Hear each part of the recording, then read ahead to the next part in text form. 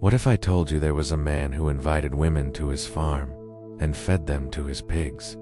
Not in some horror movie, not in fiction, real life, though it's me, Light. And today we're diving into one of the most disturbing serial killer cases in Canadian history. The story of Robert William Pickton, the pig farmer who hid a nightmare behind mud, livestock, and silence. So let's get into it. Robert Pickton was born in 1949 in British Columbia, Canada. He grew up on a pig farm in Port Coquitlam. His childhood wasn't warm or nurturing.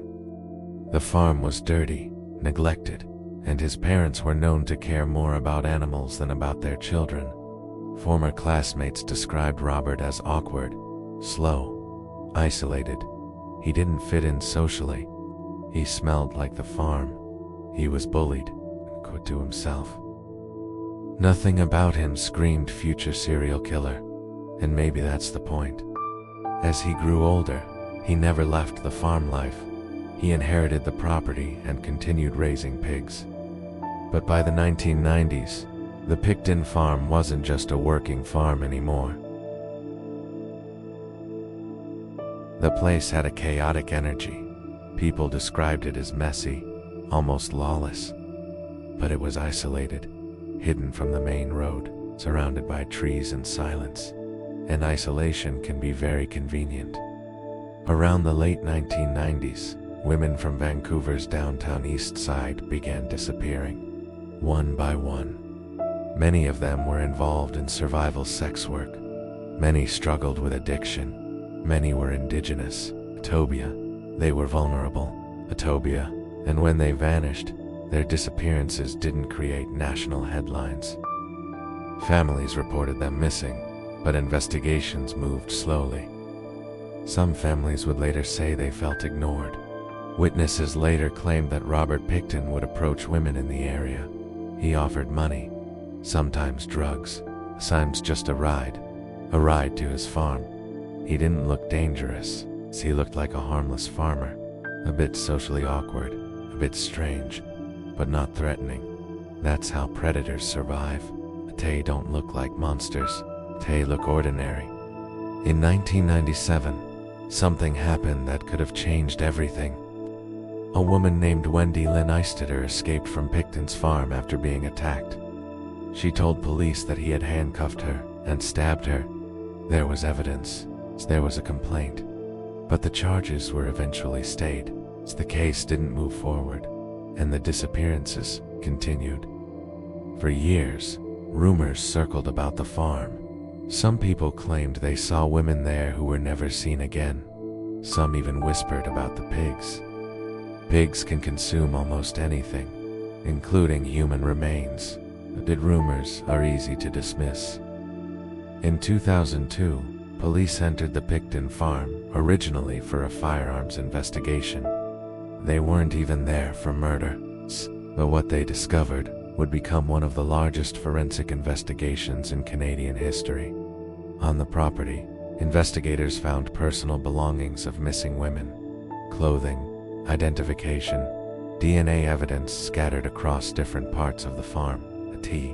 They found remains, fragments of human bone mixed with animal remains. The farm became a massive crime scene. Forensic teams spent months combing through soil, buildings, freezers, equipment, teas. It was overwhelming.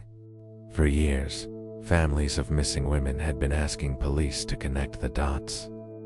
Advocates warned that a serial killer might be targeting vulnerable women in the downtown Eastside. The warnings were there, but action was slow.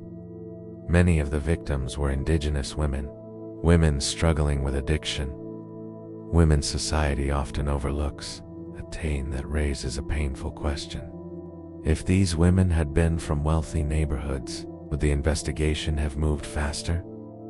The Pickton case forced Canada to confront issues of systemic bias, policing failures, and how society treats its most vulnerable members.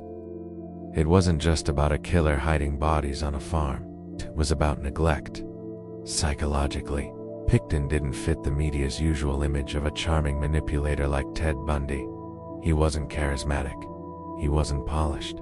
He appeared dull, socially awkward, almost simple. But evil doesn't require brilliance, requires opportunity.